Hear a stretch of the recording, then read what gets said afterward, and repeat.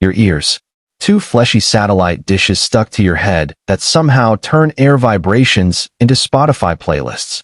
Let's break down how these underrated heroes actually work. The outer ear, the funnel.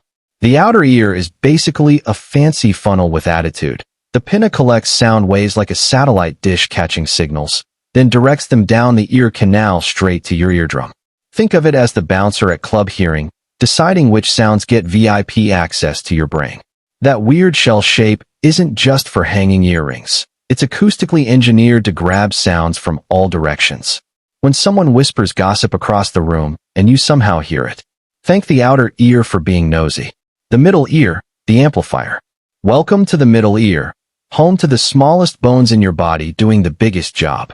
When sound hits your eardrum, it vibrates like a drum at a concert, setting off a chain reaction with the hammer, anvil, and stirrup bones. These tiny rock stars amplify the vibrations and pass them along like the world's most important relay race.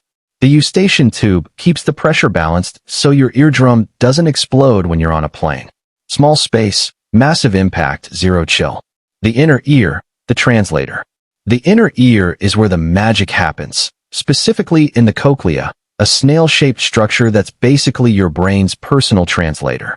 Sound vibrations enter through the oval window and ripple through fluid, stimulating thousands of tiny hair cells in the organ of Corti. These cells convert vibrations into electrical nerve impulses faster than you can say what. The auditory nerve then ships these signals to your brain for interpretation. It's like turning sheet music into an actual song, except way cooler. The balance squad, semicircular canals. Plot twist, your ears don't just hear, they also keep you from falling over like a drunk penguin. The semicircular canals and the sacculus and utriculus are filled with fluid and hair cells that detect head movement and gravity.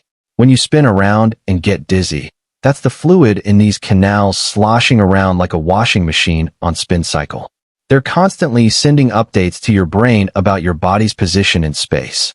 Basically, they're the reason you can walk without face planting. The hearing process, the full journey. All right. Let's follow a sound wave from start to finish like we're tracking a package. First, your pinna traps sound waves and funnels them down the ear canal. That's the outer ear doing its job. The waves hit the tympanic membrane, making it vibrate like crazy. These vibrations get picked up by the three ossicles, hammer, anvil, and stirrup, which amplify them by about 20 times because sound needs that boost to travel through fluid. The stirrup bone then knocks on the oval window, creating pressure waves in the fluid-filled cochlea. Inside the cochlea, thousands of hair cells in the organ of Corti start bending and swaying with the waves, converting mechanical energy into electrical nerve impulses. Finally, the auditory nerve carries these impulses to the cerebrum, where your brain translates them into recognizable sounds, whether it's your favorite song, someone calling your name, or your mom asking if you've eaten. From air vibration to conscious thought in literal milliseconds. It's basically the most epic relay race happening inside your head right now. So next time someone says, "I'm all ears," remind them they've got a whole engineering masterpiece on each side of their head. Now that's worth listening to. I'll see you when I see you.